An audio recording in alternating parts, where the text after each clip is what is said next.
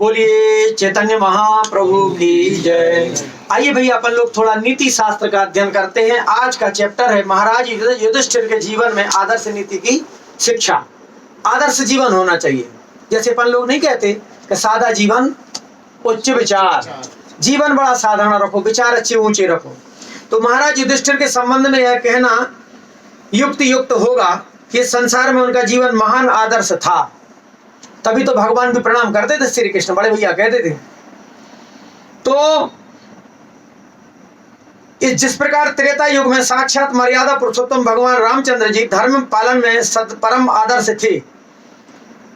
भगवान राम का अवतरण क्यों हुआ? मर्यादा के लिए। तो जैसे भगवान राम की मर्यादा थी, लगभग उसी प्रकार द्वापर युग में नीति और धर्म का पालन करने में महाराज युधिष्ठिर आदर्श थे। महाभारत के समस्त पात्रों में नीति और धर्म का पालन करने के विषय में महाराज युधिष्ठिर का आचरण सर्वथा आदर्श एवं अनुकरणीय है। भारतवासियों के लिए तो युधिष्ठिर का जीवन सन्मार्ग पर ले चलने वाला एक अलौकिक पथ प्रदर्शक है। वे सद्गुण एवं सदाचार के भंडार थे। तो अपन कैसे बनेंगे सदाचारी? जैसी करो संगत वैसी चले रंगत। जैसे अपन गलत खान पान वालों के साथ रहोगे तो आप वो सीख जाओगे। और यहाँ तुम बिना प्याज लहसुन वालों के साथ आ गए, बिना चाय कॉफी वालों के साथ आ गए तो आपकी चाय कॉफी छूट रही। और दूध दही रबड़ी मलाई कितना प्रसाद मिल रहा बताओ भैया। तो महाराज युधिष्ठिर सद्गुण और सदाचार के भंडार हैं। उनका निवास हो जाता है जो उनके साथ रहता है उनके हृदय में। वे अपने से बैर करने वाले व्यक्तियों से भी दयापूर्ण व्यवहार करते हैं। जो बैर भी कर रहा है उसके प्रति दया रखना चाहिए। इसलिए उनको लोग अजातशत्रु कहा करते हैं। अजातशत्रु यानी जिसका कोई शत्रु ना हो। क्षत्रिय धर्म में उनकी इतनी दृढ़ता थी कि प्राण चले जाएं परंतु उन्हें युद्ध में मुंह मोड़ना कभी नहीं आता। इसी कारण वे युधिष्ठिर नाम से प्रसिद्ध हुए। जो युद्ध से मुंह ना मोड़े वो युधिष्ठिर। उनके जैसा धर्म पालन का उदाहरण संसार के इतिहास में कम ही मिलता है। उनमें प्राय ऐसी कोई बात नहीं थी जो हमारे लिए शिक्षाप्रद ना हो। एक जुआ खेलने को छोड़कर देखो, एक उनमें बुराई आ गई थी। कौन सी? जुआ। एक जुआ खेलने को छोड़कर उनमें और कोई भी दुर्व्यसन नहीं था। चार में से एक ही बुराई आई तो पूरा परिवार सत्यानाश मिट गया। वह भी बहुत कम मात्रा में, कबों कबों खेलते भी। राजा लोगों का एक नशा रहता जुआ। ऐसे तो बड़े से बड़े धार्मिक पुरुषों के जीवन की सूक्ष्म आलोचना करने पर कई बातें लग सकती हैं जो अनुकरण के योग्य ना हो, किंतु महाराज युधिष्ठिर की प्रायः सभी बातें अनुकरणीय हैं। गुरु द्रोणाचार्य के पूछने पर अश्वत्थामा की मृत्यु के संबंध में उन्होंने जो छलयुक्त मिथ्या भाषण किया था उसके लिए भी सदा पश्चाताप किया करते थे। झूठ नहीं बोलना था उन्हें, झूठा बीच में थोड़ा झूठ बोलना पड़ा। घर में उनका बर्ताव इतना शुद्ध और उत्तम होता था कि उनके भाई माता स्त्री नौकर आदि सभी उनसे प्रसन्न रहते थे।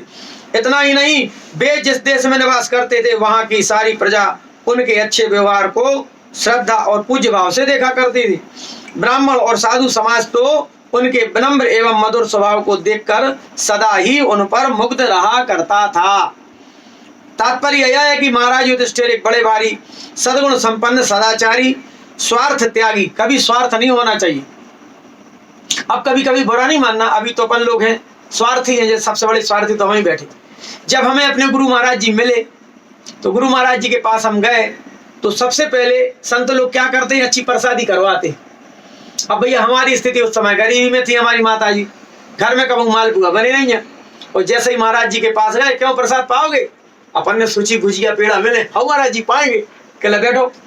महाराज जी ने अपने हाथ से कड़ी चावल और इतने आइटम परस दिए, 2 मालपुआ परस दिए। मैंने कहा महाराज जी से प्रसाद के लिए? हाँ यहाँ तो ऐसे ही मिलता है। संत लोग क्या करते हैं? भंडार अपना जोड़ते नहीं है, खिलाते हैं। खिला खिला के तुम्हें भगवान का दीवाना बनाते हैं। जैसे उन्होंने भंडार खिलाया, क्यों भाई और कुछ?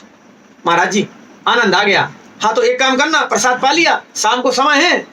अब भाई उन्हें खिलाया है। हाँ महाराज जी अब बताओ क्या काम है? नहीं काम नहीं है मेरे को, शाम को कीर्तन होगा, आओगे? हाँ महाराज जी आ जाएंगे।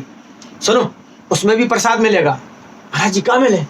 खोवा की जलेबी। अरे तो हम जरूर आए। संत लोग क्या करते? बचा के नहीं रखते, गाड़ के, कि जोर जोर के जोरा मर गए और राज करे खर्चंगों ने। और खोद खोद के चूहा मर गए, और खुदो खुदा बिल देखो तो पड़ गए। राज करो दीपक भैया भुजंगों ने। इसलिए माया उतनी अच्छी है जितने में अपना चले, और थोड़ा बहुत जोड़ो, इतना मत जोड़ो, इतने कंजूस मत बनो कि अपने जाने के बाद तीसरा उस माया का उपयोग करेगा। तो यहाँ पर महाराज युधिष्ठिर ऐसे थे कि भगवान के धार्मिक कार्य करते थे और वो क्षमाशील और सत्यवादी थे। तो यहाँ पर बात आती है कि महाराज युधिष्ठिर के नैतिक गुणों और आचरणों को समझकर उनके आचरण से बहुत भारी लाभ हो सकता है। इसीलिए अपन को ग्रंथ पढ़ना चाहिए। कभी कभी लाभ किस किस से होता है। आइए भगवान का नाम लेते हैं 2 मिनट। ढोलक बजा रहे हमारे प्रभु जी, बजा प्रभु, तुम ही बजे हो। हरे कृष्णा कृष्णा कृष्णा हरे हरे, हरे राम राम हरे हरे। बहुत सुंदर। हरे कृष्णा कृष्णा कृष्णा हरे हरे, हरे राम राम हरे हरे। हरे कृष्णा कृष्णा कृष्णा हरे हरे, हरे राम राम हरे हरे।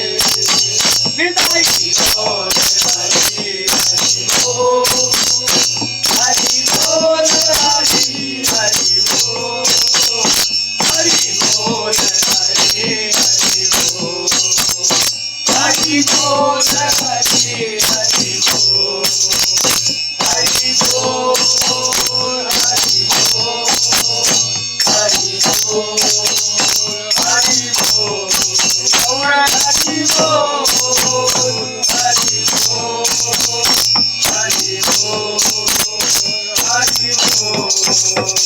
बोलिए सतगुरुदेव महाराज की जय। अपने अपने माता पिता की जय। तुलसी महारानी की जय। आज के आनंद की